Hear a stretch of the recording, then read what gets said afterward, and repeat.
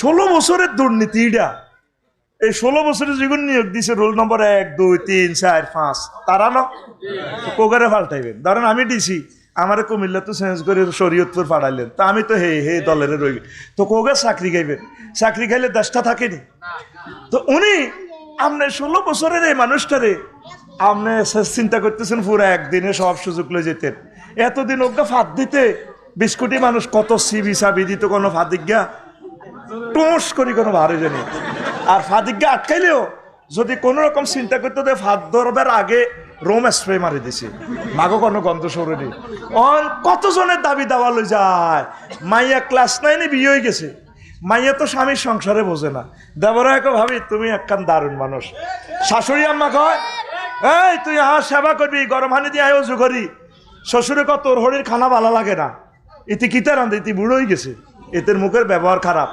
ননদারা কয় বহুত শখ করে তোমরা বিয়ে করেছি, ভাবি তুমি কিন্তু ঠিকভাবে চলবা। জামাইয়া কয় তুই আরো 9 মাসের ভিতরে একটা ফ্রেঞ্চের মতো হোলা দিবি। এবার এই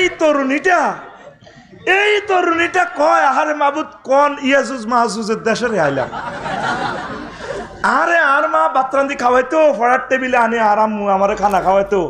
আব্বুল আকসাম থেকে এসে আমারে বলতো মামুনি কেমন আছো। স্কুলের শিক্ষকেরা আমারে এত আদর করতো, বান্ধবীরা আদর করতো, আমার প্রিয় বোনেরা ভাইয়ারা কত আদর করতো। আজ কোন ডাকাতের সংসারে করিয়ে সবাই শুধু দাবি আর দাবি, শুধু এ দাবি আর দাবি। তাইলে একটা বুড়ো মানুষ, তিনি এখন রেস্ট করার সময় ডক্টর ইউনূস সাহেব, আমি তার ছবিটার দিকে চাইলে মায়া লাগে। এই তার দেখবেন গলার এদিক দিয়ে ঝুলানো, মানে বার্ধক্য 100% চলে আসছে। এই মানুষটা এখন রেস্ট করার কথা, ছাত্র জনতা ভালোবেসে ওনার কাঁধে দায়িত্বটা দিছে। তাহলে যেখানে হাজার হাজার মানুষের কাজ, এরা এই 15-20 জন উপদেষ্টারা কতটুকু করবে? আপনারা যদি তাদেরকে সহযোগিতা না করেন,